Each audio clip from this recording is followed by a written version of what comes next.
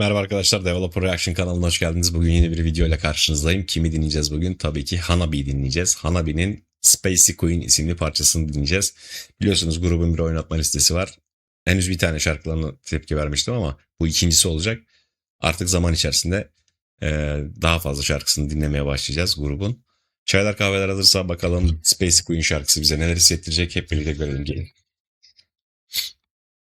ピリピリカラカラひりつくカタカタパタパタこないでキンリッチオーズピリピリカラカラひりつくカタカタパタパタ爆弾スプラッシュ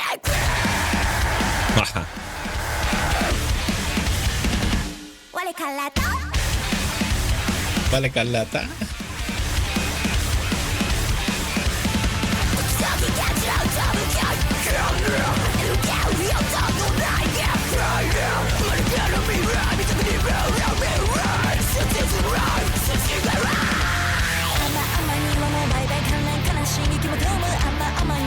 Aa.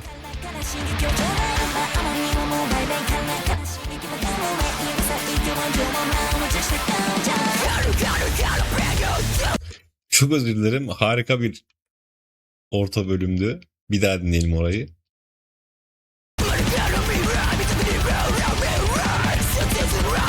Çok melodik.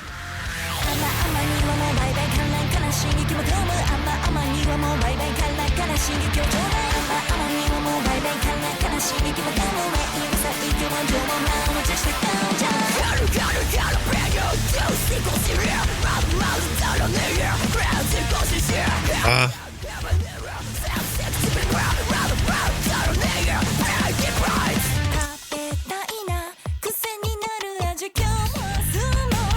Oo.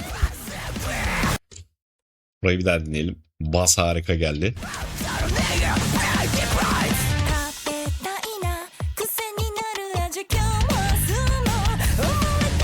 Hetsu show yaptı.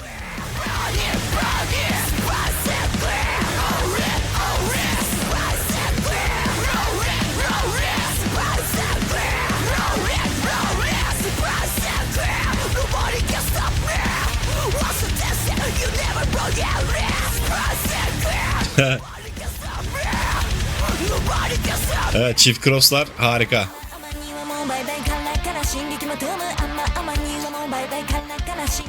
Bakın burası hemen yakalıyor.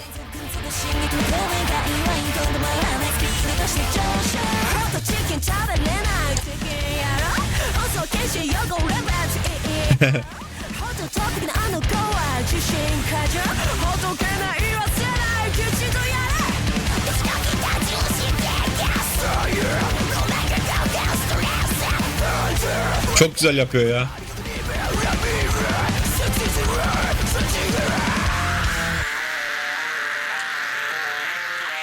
Ah.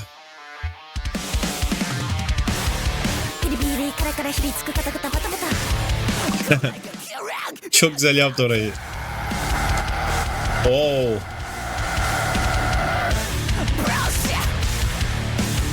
Wow. Mükemmel bir düşüştü. Bir öncesini dinleyeceğiz. Önce güzel bir brutal vokal orada sergiledi. Bir saniye şurada.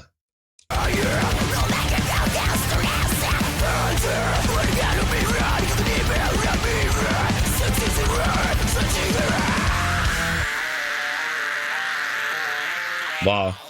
Bakın buradaki düşüş de harika. Bakın.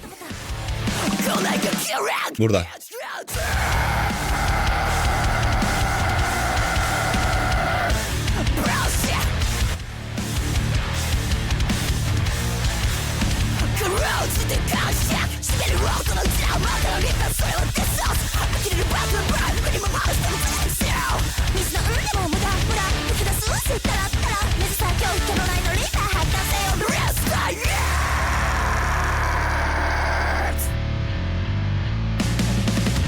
Wow.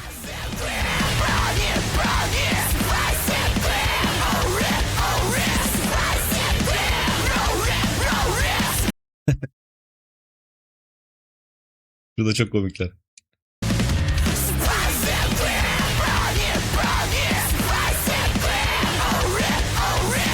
Bakın.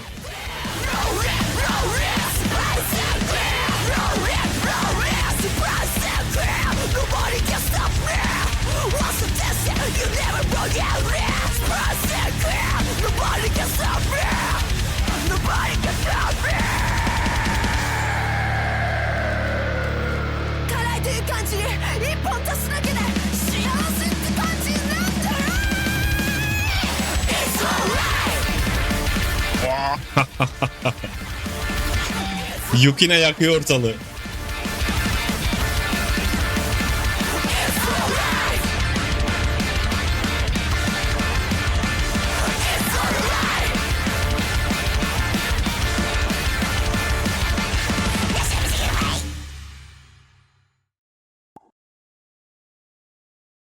Evet, grup yine kendi türünde harika bir şarkı yapmış diyebiliriz. Kendi türünde diyorum çünkü Harajuki Core diye bir etiket kullanıyor. Tabi resmi bir etiket değil bu. Daha çok Japon basınında ve fanlar arasında grubun stilini tanımlamak için kullanılan yarı mizahi bir etiket olarak ortaya çıkmış. Şarkı grubun imzası olan metalcore ve elektronikcore tabanı üzerine inşa edilmişti diyebiliriz. Ve yapı olarak da klasik J-pop formundaki o giriş, verse, nakarat öncesi ve nakarat dizilimini takip etti. Ama araya ağır metalcore elementleri ile bu düzeni kırdı. E, Hanabi genel olarak metalcore, elektronikcore, hardcore gibi tanımlamaların kullanılmasının daha doğru olduğunu düşünüyorum. Şarkıda dikkat ederseniz poliritmik bir karmaşa yaratmadı. Aksine dört dörtlük ölçü içerisinde net ve senkoplu bir nu metal groove'u kurdu. E, Senkop kullanımında da dikkat ederseniz gitarları ve davulun o özellikle offbeat vuruşlara da bastırdı. Böylece şarkıya o zıplayan enerjik hissi verdi diyebiliriz. Tempo yüksek enerjili şekilde akıp giderken breakdown kısmı tempoyu yarıya indirdi ve işte müziğin ağırlığını belirgin şekilde arttırdı. E, Vokal kontrastı mükemmeldi. Yukina ve Matsuri o vokal paslaşmaları harika bir şekilde yaptılar. Yukina tarafından mid-range, growl ve high-pitched scream teknikleri kullanıldı. Özellikle o spicy dedikten sonraki gelen bölümlerde vokalin davulun kick vuruşlarıyla birebir hizalandığı kısım harikaydı. Yani ritmik olarak kitlendiler birbirlerine. Matsuri tarafında ise daha böyle parlak, clean ve J-pop estetiğine yakın bir melodik vokal sunuldu diyebilirim. Bu bölümlerde de dediğim gibi hem ana melodiyi taşıdı hem de gitar çalmaya devam ederek performansı çift yönlü götürdü diyebiliriz. Gitar işçiliği burada yine harikaydı Matsuri'nin. Karmaşık sololar yazmak yerine riff odaklı bir yaklaşım benimsedi ve drop tuning kullanarak daha ağır ve modern bir ton yakaladı. Palm teknikleriyle de gitarları sert, keskin ve ritmik bir şekilde çaldı diyebiliriz. Yer yer dijital ve kesik efektler ekleyerek gitar tonunu elektronik altyapıyla bütünleştirdi diyebiliriz. Şarkının genel sound'unu dediğim gibi daha böyle hibrit hale getirdi. E, Vurucu kısımlardan bir tanesi de o giriş kısmındaki rave kısmıydı. Yani harikaydı bu arada. Metal bir gruptan beklenmeyecek kadar parlak EDM rave tarzı synthesizer sesleriyle açtı grup şarkıyı. Ve bu tercihle dediğim gibi dinleyiciyi ters köşe yaptı diyebiliriz. Harajuki estetiğinin o renkli, kaotik ve enerjik tarafını direkt girişte yansıttı.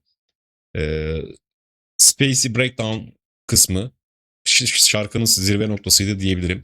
Yukina'nın komutuyla başlattığı Breakdown bölümüyle kurdu. Bu kısımda müziği dikkat ettiyseniz bir anda ağırlaştırdılar ve sert bir metalcore karakterine büründürdüler parçayı. Adeta bir mosh pit marşına dönüştürdü diyebiliriz. Space Queen kavramını grubun sert müziği ile Harajuki'nin renkli dünyası arasındaki tezat üzerinden betimlemiş. Tatlı görünen ama sert karakterli bir duruşu temsil etti diyebiliriz. Görsel ve işitsel uyum harikaydı. O şarkıdaki geçişlerde özellikle nakaratın parlak ve yapısı ve verse'lerin daha karanlık tonu arasında grubun imajındaki zıtlıkları ses üzerinden de yansıttıklarını düşünüyorum. Adeta bunu işitsel olarak bize betimlediler diyebilirim. Harika bir şarkıydı. Çok keyif aldım dinlerken. Umarım siz de keyif almışsınızdır.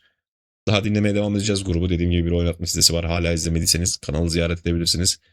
Keyifli bir şarkıydı. Umarım siz de keyif almışsınızdır. Sonraki şarkıda tekrar görüşelim, olur mu? Hoşçakalın.